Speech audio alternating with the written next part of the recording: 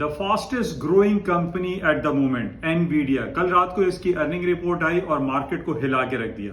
حالانکہ اس سے پہلے ہمارے پاس FOMC میٹنگ منٹس ریلیز ہوئے جس میں یہ کہا گیا کہ امریکہ آئندہ اپنے شرح سود میں اضافہ کر سکتا ہے۔ اچھا، اب اس کا اثر کوئی نیگیٹو اسٹاک پر نہیں پڑا، بلکہ NVIDIA کی اچھی رپورٹوں پہ اسٹاک مارکیٹ تاریخ کی بلند ترین سطحوں پر چلے گئے۔